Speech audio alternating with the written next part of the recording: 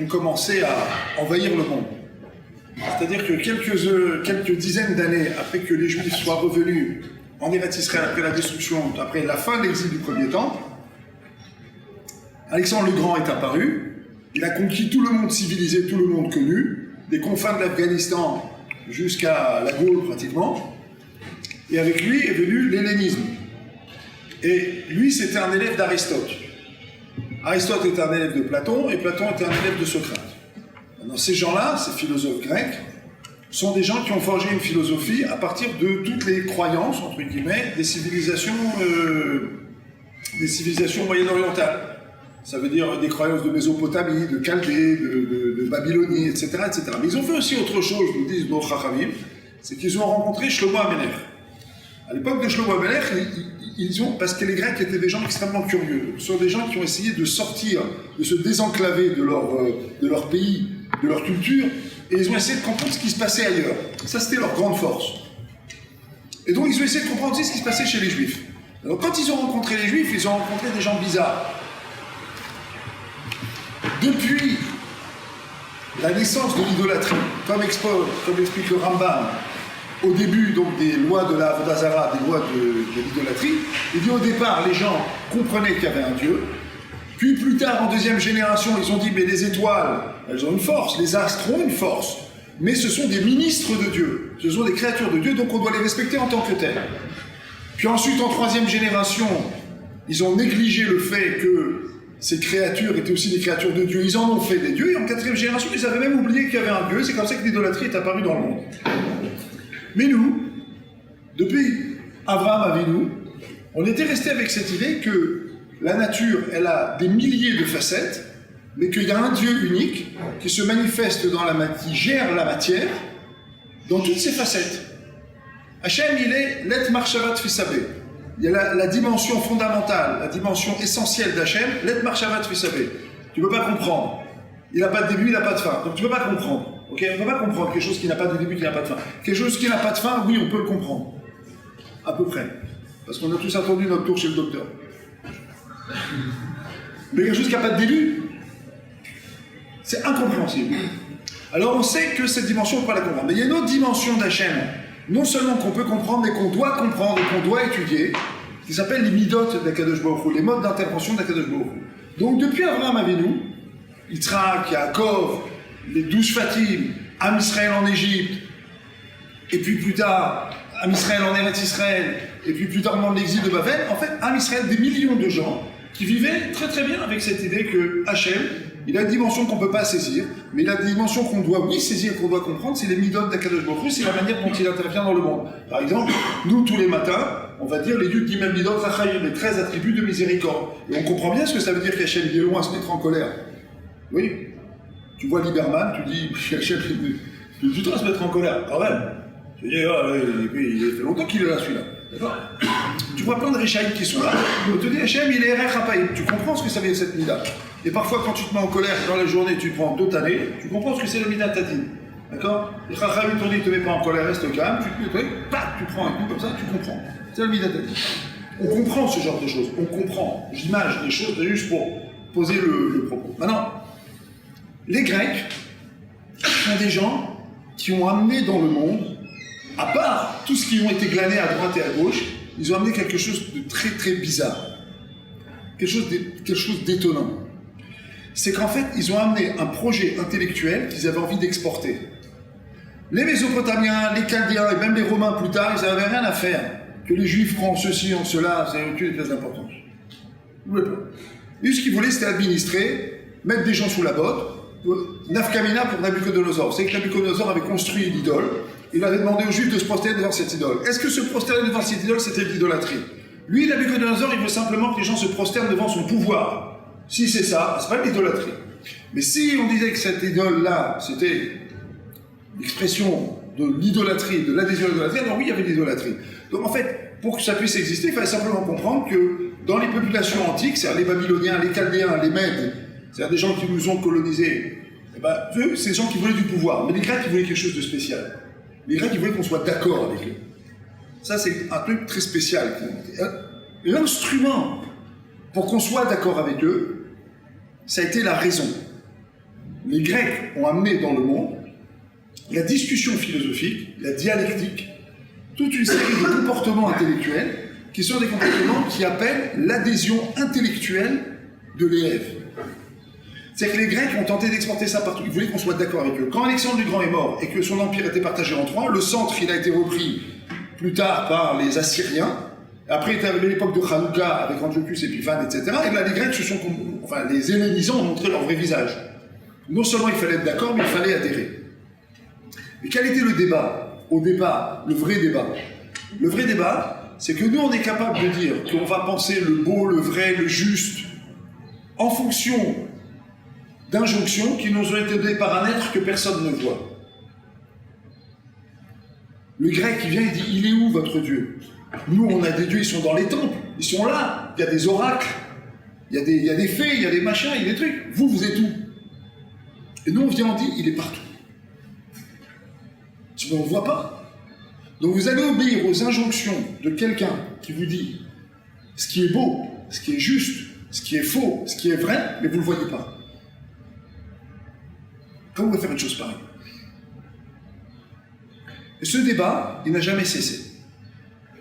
Et le juif va venir, il va dire même quelque chose d'encore plus fort que ça. Il va dire attention, non seulement je dois obéir à Hachem que je ne vois pas, avec mes yeux sensibles, avec mon intellect, avec ma raison, mais il y a quelque chose de plus que ça. Il va me dire de faire des choses qui défient la raison. Or la raison, c'était, on va dire, une des clés de la philosophie grecque, et donc une des clés de la philosophie occidentale. C'est une des clés de l'humain. On va maintenant faire des choses qu'on ne peut pas saisir intellectuellement, que la raison ne peut pas saisir. On ne va pas mélanger le lait et la viande, on ne va pas mélanger le lin et la laine, on ne va pas faire ce genre de choses. Donc ça veut dire que le judaïsme, la Torah, vient dans le monde, et derrière lui, le peuple juif et le judaïsme en général, vient amener dans le monde une idée bizarre, qu'on peut penser quelque chose qui est impensable au carré. Ça veut dire d'abord parce que c'est dit par quelqu'un que tu ne connais pas, c'est pas ce qu'il veut, pas qui il est, il peut te manipuler. Et à part ça, tu vas devoir accepter de faire des choses que ta raison est incapable de saisir. Donc évidemment que le judaïsme ne pouvait apparaître, la Torah ne peut apparaître que comme exotique. Maintenant ça va même beaucoup plus loin, pour nous maintenant ici au Beth Midrash. Parce que quand tu prends les lois du Châtez, ou tu prends les lois de Bassar Bechalav par exemple, tu t'aperçois quand tu étudies ces lois qu'il y a une articulation logique extraordinaire. Si tu prends un oignon qui est quelque chose de kharif, c'est quelque chose qui est très fort, et tu coupes avec un couteau de viande, alors le goût de l'oignon, il se répand dans le couteau à une certaine dose et tout, etc. Après, ça devient de la chimie. Après, ça devient la gestion des sphécotes, des doutes. Comment on fait? Et si c'est cachère, c'est pas cachère, à quelle proportion et tout. Donc ça veut dire qu'on va te demander d'utiliser tous les outils de la logique pour comprendre une loi qui, au départ, n'a rien à voir avec la logique. Vous comprenez? Si vous comprenez ça, si vous comprenez ce qu'on vient de dire, vous comprendrez aisément pourquoi la paracha commente Zot Rukat Torah. Qui quand la Torah est raccroquée. Pourquoi? Parce que quand la Torah te dit de ne pas tuer, le grec qui te tue, je suis sûr qu'il ne faut pas tuer, mais ça dépend. Si c'est le type de la cité d'en face, il faut lui couper la tête. Si c'est le type qui n'est pas d'accord avec les dieux grecs comme Socrate, même Socrate, c'est-à-dire le grand Socrate, il faut lui faire boire l'acidue et le tuer. Bah, Socrate était à une valeur suprême. Ça veut dire, même celui qui représente une valeur philosophique, mais qui va aller contre les dieux, oui, il faut le tuer. D'accord?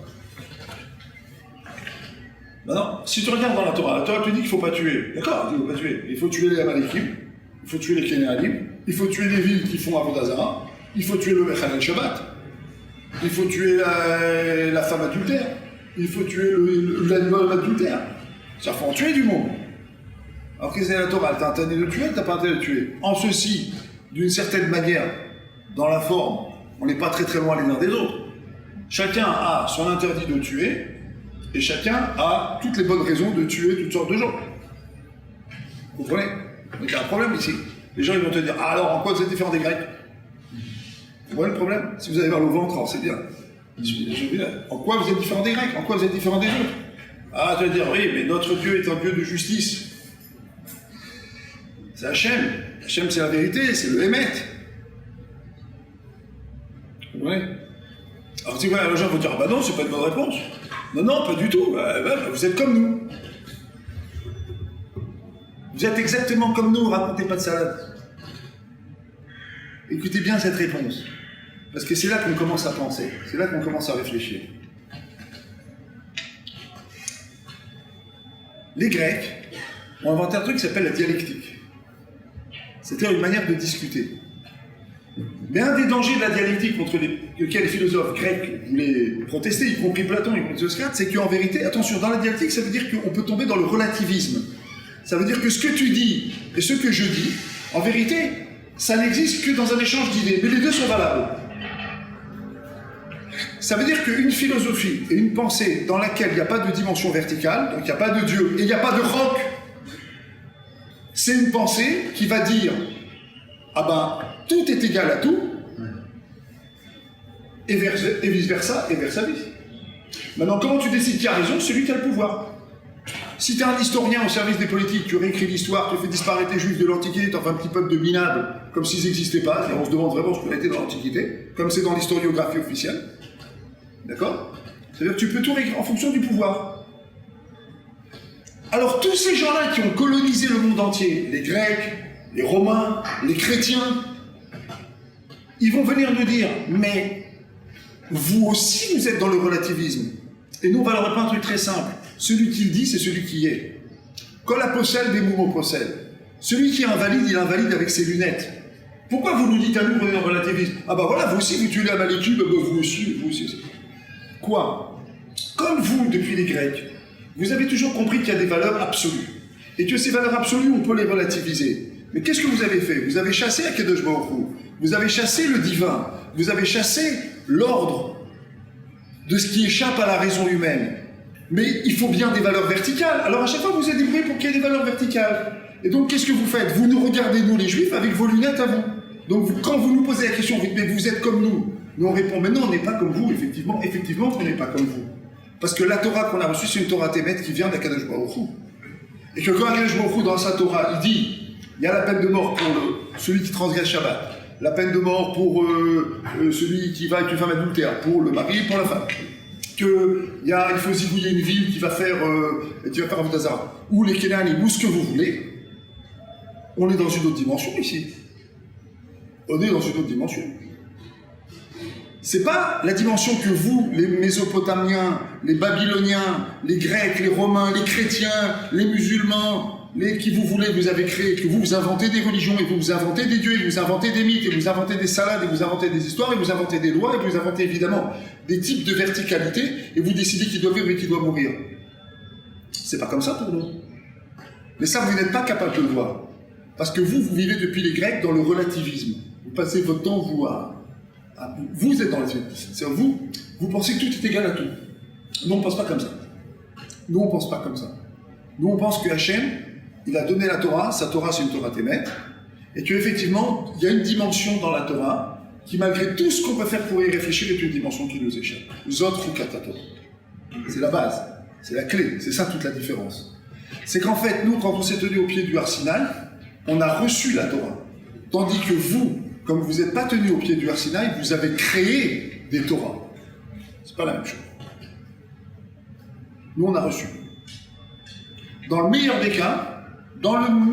des cas, un juif qui a étudié toute la Torah, qui a un Kadosh Elion, etc., sera un Talmid Chacham, ça sera un élève sage. Dans le meilleur des cas, c'est un élève.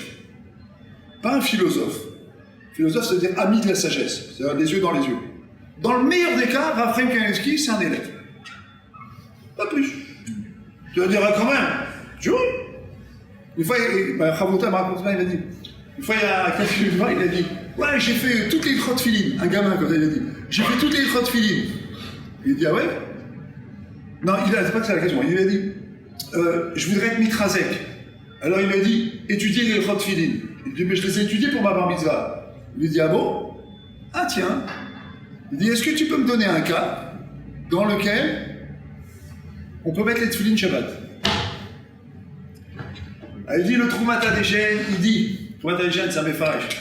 Il dit que quand dans une famille, il y a eu 2 enfants qui sont morts à cause de la Mila, donc dans cette famille, la Mila, c'est un danger. Donc, le 3e, on ne lui fait pas la Mila.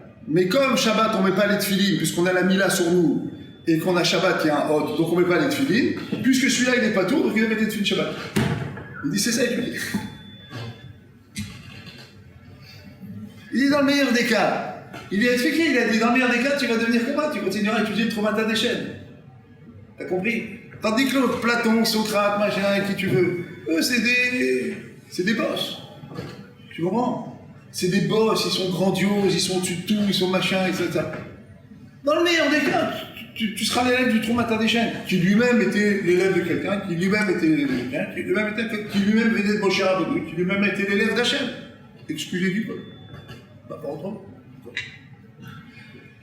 Et là vient ici une dimension qui est une dimension que, dans le débat intellectuel, les gens ont beaucoup de mal à saisir. Les gens, il y a même chez les rabbins, il y a des gens comme ça. Même chez les rabbins, il y a des gens comme ça. Des gens qui croient que la Torah, il y a la Maté, il y a Déa, tout ça, etc. Des gens qui ont beaucoup de gava comme ça. Il y a même chez les rabbins. Même quelqu'un qui a beaucoup tué en Bétamidin, tu prends beaucoup de gava. Comment il va éviter la gave? C'est en fait, il faut comprendre que le débat avec nos amis les Grecs, c'est pas un débat intellectuel. Oui, il s'articule comme un débat intellectuel. Le débat avec le christianisme, il y a eu des débats. Le Ramban, il a discuté avec Paul Christiani, un juif converti au christianisme, devant Ferdinand d'Aragon, la dispute de Barcelone. Rabbi Yechiev de Paris, il a discuté avec Nicolas Donin, qui était aussi un juif converti et trucs, devant les sages. C'est des discussions où on échangeait, il y a eu des débats d'idées avec les Grecs. Ok, très bien, mais la discussion ne se situe pas à ce niveau. Parce que quand un sage d'Israël il parle, est-ce qu'il parle seulement à partir de la dimension intellectuelle ou il parle à partir de la dimension corporelle, ce qu'on appelle le nefesh? À partir de quelle dimension il parle?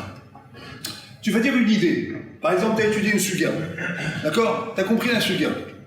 Donc tu as fait Rashi, tu as fait Tosfot, tu t'es bien cassé la tête dessus. Après une semaine, tu sors, tu dis, voilà, j'ai bien compris, et tout, etc. Donc j'ai compris l'idée, j'ai compris la question, j'ai compris la réponse.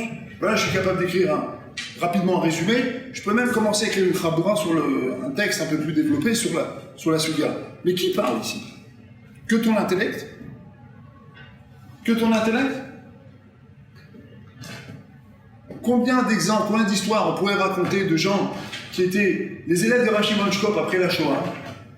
Eux, ils n'avaient que la Gemara. Rashi Shkop, c'était un gadol, c'était un Rosh Yeshiva avant la Shoah. Ces élèves, après la guerre, une grande partie d'entre eux avaient quitté le Gerer, mais les types, ils connaissaient la Gemara par cœur. Donc Shabbat, il lui prend une cigarette, comme ça il fumait, il te faisait une Chaboura. Il se faisait Baba Kama, comme ça, avec la cigarette, Shabbat. Maintenant, quelqu'un qui n'a pas de cigarette, Shabbat, et qui va dire une Chaboura, il va dire une Gemara, la même Gemara que celui-là qui parle avec sa cigarette. Comment il l'a dit? D'où elle part, cette Gemara? Elle part de sa tête? Pas du tout. Parce que lui, quand il étudie, c'est ce qu'on dit tous les matins dans la Tula, qui Hachem, Mipiv, Da'at ou Dvuna. C'est de la bouche d'Hachem que sort Da'at ou Dvuna, le discernement et l'intelligence. De la bouche d'Hachem. C'est-à-dire que moi, quand je suis en train d'étudier ici, les gens ils croient que, quand on leur dit, quand on étudie la Torah, c'est Hachem qui a parlé. J'ai dit, le rabbin, tout ça, et bien, pas du tout. Toi, tu es en train d'étudier ce que Hachem t'a demandé de comprendre pour que tu saches comment te comporter. Comment te comporter, c'est le gouffre, c'est le corps. Le Talmid Chacham, quand il parle, il n'a pas un débat d'idées avec les gens. Jamais.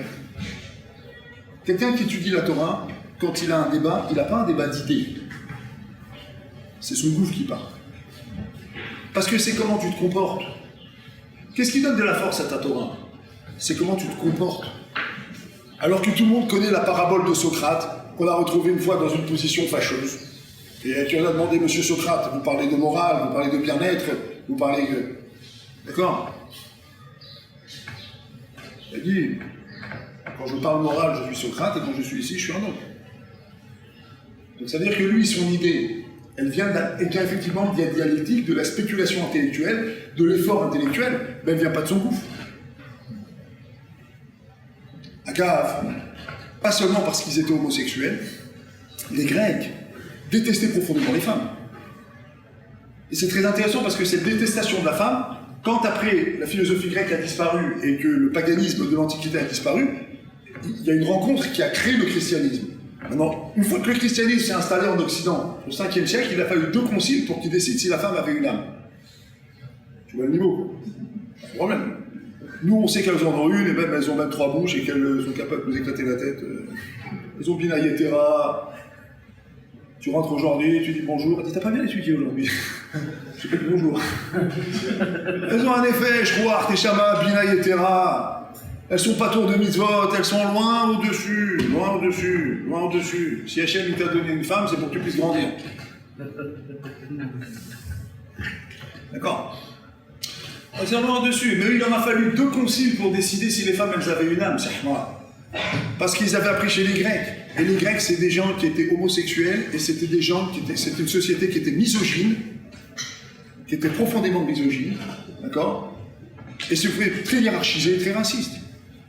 Et chez eux, il y avait effectivement une séparation complète entre le débat d'idées et le corps. Alors, en vérité, c'est que le dire comme ça, c'est pas tout à fait exact, parce qu'en vérité, c'est beaucoup plus pervers que ça.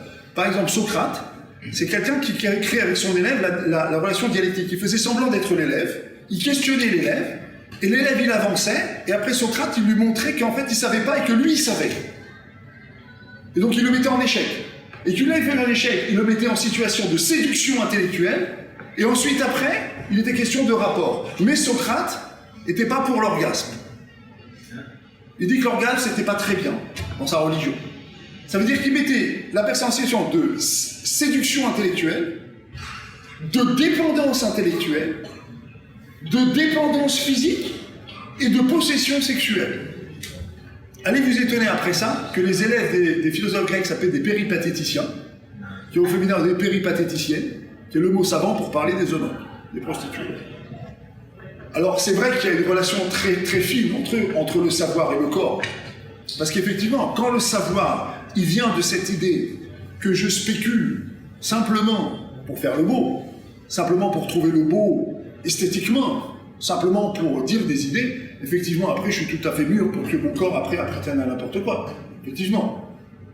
Mais les Grecs prétendaient le contraire. Ils prétendaient, et tout le monde a toujours pris, tous les gens qui ont pensé depuis les Mésopotamiens, enfin depuis les Grecs en tout cas, tous les gens qui ont pensé ont toujours prétendu qu'ils allaient établir une différence entre l'esprit et le corps.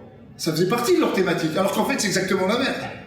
Pourquoi? Parce qu'en vérité, quand un individu vit, il vit avec sa tête, son cœur et son corps. Simplement que la meilleure manière d'exprimer ça, la manière la plus juste d'exprimer ça, c'est la Torah qui l'a donnée. Parce que là, la Torah te dit, spécule pendant des heures sur Baba Kema et Baba Metsia, mais si tu manges pas cachère, ça vaut rien. Si tu fumes Shabbat, ça vaut rien. Et si tu sais pas te comporter avec ta femme, ça vaut rien. Et si tu sais pas te comporter avec les gens, bah ça vaut rien. Vous comprenez? Donc en vérité, qu'est-ce qu'on voit dans d'autres cas de la Torah? On voit que la Torah, c'est un chok, et qu'en vérité, pour pouvoir comprendre toutes les dimensions de la Torah, y compris celles qui échappent à l'intellect, il faut que l'individu y grandisse dans son corps, dans ses pulsions, dans son psychisme, dans son mental, dans ses affects, et aussi sur le plan intellectuel. C'est pour ça que si quelqu'un étudie pas les Shem Shamaïm, alors sa Torah devient un Sambavet. Ça veut dire que quand les gens étudient la Torah, ils grandissent sur le plan intellectuel. Comme il dit le Gaon de Vilna, il dit, dans Kohelet, il dit que la Torah est comparée à l'eau. Pourquoi la Torah n'est pas comparée au pain? Le pain, c'est quelque chose qui rassasie. Pourquoi la Torah n'est pas comparée au vin qui réjouit le cœur de l'homme, qui facilite la digestion? On sait rien. Pourquoi l'eau? Il dit parce que l'eau, elle arrose. Et elle arrose ce qu'elle a en dessous. Donc si c'est des épines, eh ben ça sera des épines. Et si c'est des belles plantes, ça sera des belles plantes. Mais la Torah, elle ne peut pas en soi changer un individu qui n'a pas décidé de changer. Toute cette problématique, elle vient de là. Mais comment un individu il va changer dans la Torah, en étudiant la Torah? C'est parce qu'il sait, quand il étudie Baba Kema Bessia et tout le chien, c'est tout ce que vous voulez, qu'en vérité, il doit faire grandir en lui des dimensions qui sont des dimensions de pureté, de boucha, de sainteté, de crainte du ciel, etc. Mais en même temps, il doit comprendre qu'il est en train d'apprendre la Torah d'Hachem. C'est-à-dire qu'il est en train de comprendre la Torah qui s'adresse à sa logique, donc il faut qu'il comprenne. Mais en même temps, de la part de quelqu'un qui lui échappe complètement. Donc de la manière que Hachem nous échappe complètement, de la manière dont la Torah, il y a des dimensions qui nous échappent complètement, et en acceptant ça, on accepte une verticalité qui est faite à la fois de soumission, c'est l'élève, et en même temps de questionnement. Et c'est là qu'on grandit. Il faut l'idée.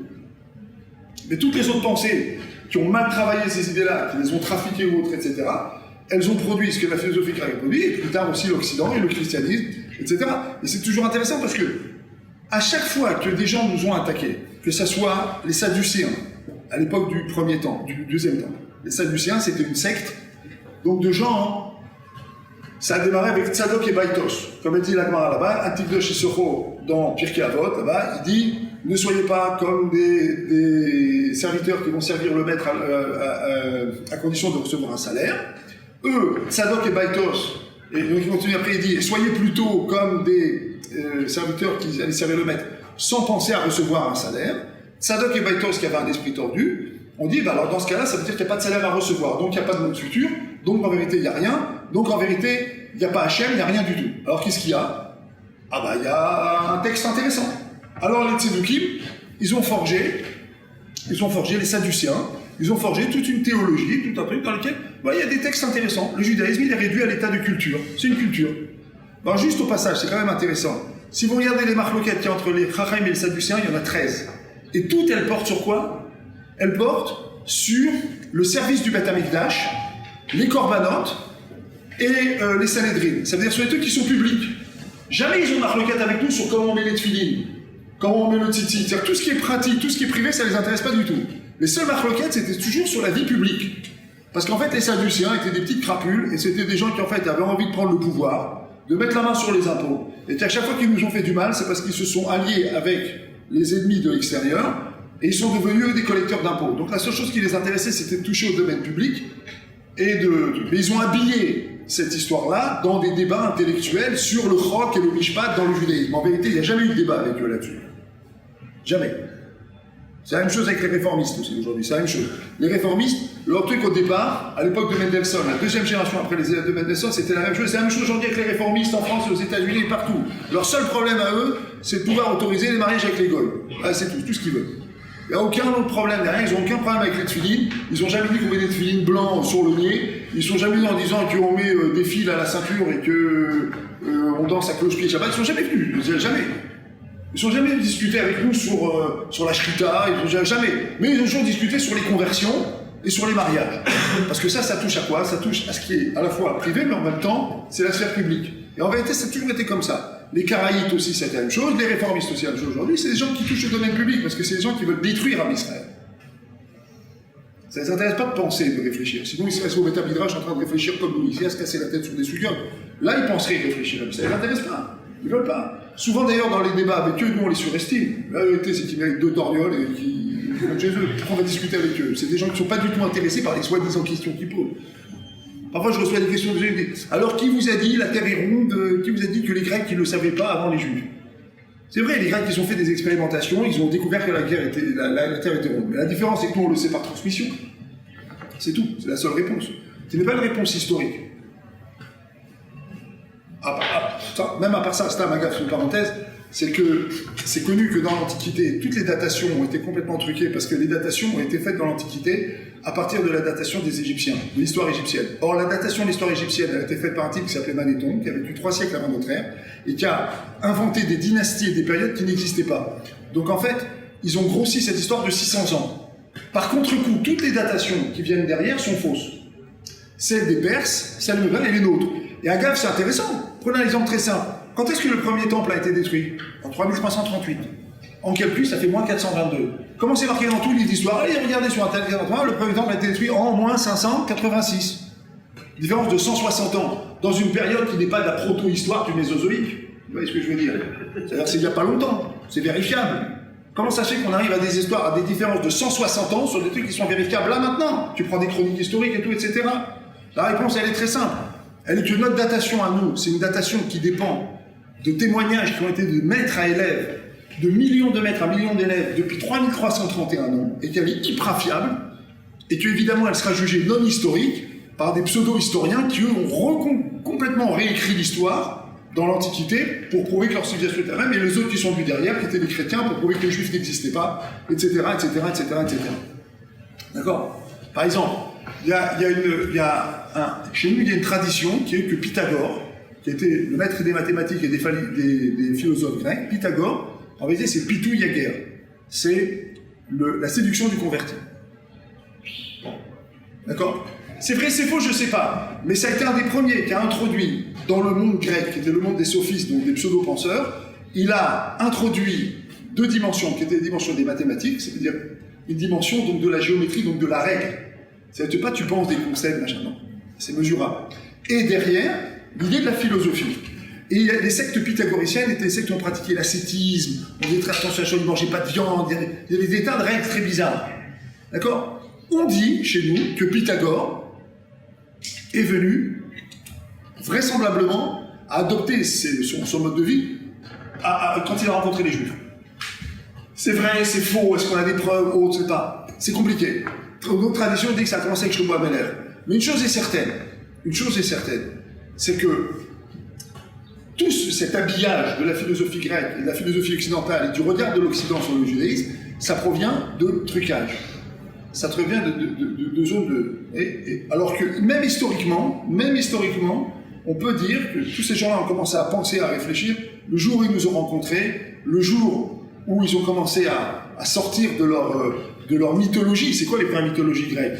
C'était des dieux que personne ne connaissait, que personne n'avait vus, qui avaient vaincu des déesses bizarres, dans des mondes étonnants, avec des renversements bizarres. L'Égypte, la même chose. L'Égypte serait née d'une déesse il y a 18 000 ans, etc., etc. C'est que des mythologies. Alors évidemment, après, ils vont dire, vous avez deux mythologies. Vous avez la mythologie de la création du monde et la mythologie de la destruction du monde. Sauf que chez les Grecs, par exemple, c'est posé que le monde a démarré à partir soit d'un œuf cosmologique, comme ça ils disent, ou à partir d'un point qui s'appelait l'Aïlé. Et que ça, c'est écrit dans le Rambam pour expliquer le scénario de la naissance de l'univers dans lequel on vit. D'accord? Et que cette tradition-là, elle remonte à il y a très longtemps, bien avant la rencontre avec les Grecs. Tout ça pour vous dire quoi? Que notre paracha Troukat, c'est une paracha qui est une paracha emblématique dans la Torah. Elle s'appelle Zot Troukat HaTorah. Par exemple, c'est pas marqué sur Avraham Avinu, qu'Avraham Avinu il s'appelle Avraham HaTorah. Il n'y a pas de paracha au nom de Moshe Rabbeinu. Pourquoi il n'y a pas de paracha au nom de Moshe Rabbeinu? Moshe. Il y a une paracha au nom de Balak, un rachat, au nom de Yitro, un converti. D'accord? Il n'y a pas de paracha au nom de Moshe. Alors, il y a mille réponses, autant de réponses que de commentateurs à cette question, si c'en est une. Mais on voit que dans la paracha ici, on te dit, sache une chose. Tu veux comprendre ce que c'est la Torah? Regarde la paracha Troukat. Dans paracha Troukat, tu vas voir que la Torah, elle appartient à l'ordre du Chok. Parce que le Chok, c'est quelque chose qui place l'homme dans une position qui est une position fondamentale. Dieu a créé le monde, Dieu t'échappe complètement. Dieu te dit d'étudier logiquement sa Torah, mais sache que cette logique que tu vas déployer pour étudier la Torah, elle va rencontrer les limites que toutes les logiques humaines vont rencontrer, et c'est normal, et c'est comme ça que les choses doivent fonctionner, et tout ce que tu vas penser et va réfléchir doit s'articuler dans une cohérence parfaite entre ton nefesh, ton gouffre, ton rouar, ta neshama, ta chaya, ta yechila. D'accord? Il y a pas de... Tu dois être dans cette cohérence-là avec Hachem. Il y a ici, et il y a surtout autre chose. C'est que quand tu dis autre que ta Torah, ça veut dire que ce repère que la Torah t'a donné, il était extérieur. Toutes les autres civilisations ont créé des dieux. Elles ont créé des valeurs. Donc elles ont importé sur eux-mêmes des valeurs qu'elles pouvaient penser en regardant la matière. Mais nous, c'est pas comme ça. Hachem, il est venu de l'extérieur, il a fait rentrer ça dans nos vies. Et donc nous, on a accepté cette rencontre, on a accepté ce que nous n'avons pas nous-mêmes fixé. Ça change tout. C'est la base du Naaseh V'Nishma. Et ça, si vous regardez bien, c'est la base du fait que, on a dit au départ, les Grecs étaient des gens très curieux. C'est des gens qui ont su sortir de leur région, ils ont su s'intéresser à ce qui se passait autour d'eux, ils se sont répandus. D'accord? Ils ont eu cette curiosité, ils ont eu cette capacité de penser et de s'intéresser à des choses un peu extérieures à leur culture. Mais nous, qui avons dit Naaseh V'Nishma, on a eu parmi nous, hormis tous les grands génies et tous les grands tzadikim en Torah, on a eu toutes sortes de juifs qui ont fait des vraies révolutions. Einstein, Freud, qui vous voulez, des gens juifs qui ont fait des révolutions. Maintenant, ces gens, ils n'avaient pas de Torah. Ils ont gardé ce nitzotz-là, qui est de faire exploser complètement les choses, d'exploser les limites. Parce qu'en fait, quand nous, on a dit Naaseh V'Nishma, on a explosé les limites du Mishpat. On a accepté le Chok. On est rentré dans la dimension du Chok. On a donné au Chok toute sa valeur.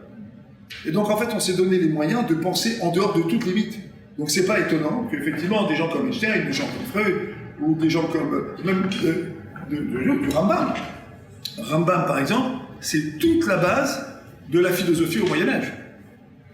Il n'y a pas de penseur au Moyen-Âge qui ne s'est pas référé au Rambam. Et plus tard, c'est-à-dire au XIIe, au XIIIe, au XVe, XVe siècle, tout le monde s'est référé au Rambam. D'accord? C'est quelqu'un qui a aussi transcendé complètement les frontières. Et là, cette fois-ci, au nom de la Torah. C'est avec une Torah. D'accord? Et c'est ça la force. C'est ça la force. Alors maintenant, comment ça doit s'appliquer dans notre vie? Une fois qu'on a dit tout ça, dans notre vie, ça doit s'appliquer de la manière suivante. Zot Torah, ça a une traduction. Tout ce qu'on a dit là maintenant. Maintenant, je voudrais terminer avec cette idée de Satova comme Hashmala. D'accord? Nous, on a en nous ce qu'on appelle en français des croyances limitantes. Chacun d'entre nous pense qu'il est contenu dans certaines limites. Et qu'en fait, il ne pourra jamais aller au-delà de ces limites. Comme ça, chacun pense. Chacun pense qu'en vérité, il est limité par son histoire, par sa généalogie. D'accord? Il est limité par sa compréhension des choses. Alors, c'est peut-être vrai. C'est peut-être vrai. Il y a une part de vérité là-dedans. Il y a beaucoup de choses chez nous qui sont effectivement limitées par notre généalogie. Mais il y a une chose qui casse les limites. C'est que si quelqu'un décide d'être en contact avec Hachem par l'étude de la Torah, ces limites n'existent plus. Voilà la force de la chose. Si je décide d'être en relation avec Hachem, dans mon travail des Midot, et dans mon étude de la Torah, je décide que c'est avec Hachem que j'ai affaire directement, là j'ai cassé des limites. C'est autre chose. Quand Rabbi Nachman de Breslev, il dit une des conditions pour que l'homme il avance, c'est que l'homme il soit saméach, il soit heureux de ce qu'il a sur le plan rouhani, sur le plan spirituel.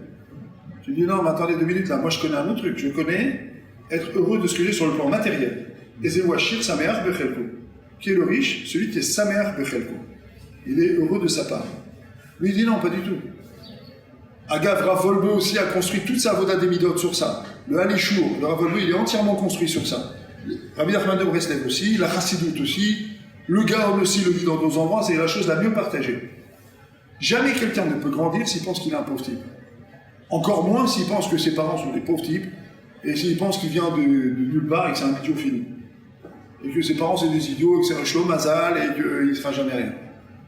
Pourquoi? Il dit, Rabbi Nachman de Breslev, il dit, tu dois être saméach de ta part rouchani. Alors tu vas dire, c'est bizarre parce que rouchani c'est grandir. Si je suis saméach, c'est que je ne vais pas grandir. Je te dis, pour que tu puisses grandir, il faut que tu sois heureux de ce que tu es, et de ce que tu fais, et de ce que tu as acquis.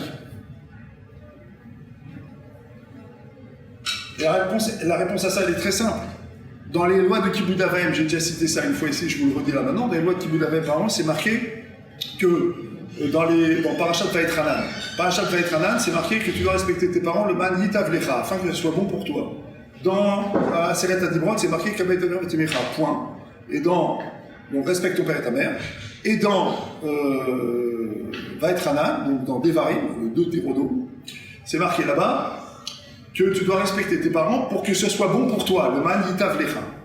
Et les commentateurs, le Malbim, donc qui a vécu avant 150 ans, Rav Ganzfried, l'auteur du Kitzur Shulchan Aruch, ils disent attention, il y a des gens, le Malbim il va très loin, il dit il y a des gens qui maudissent le monde dans lequel leurs parents les ont fait vivre.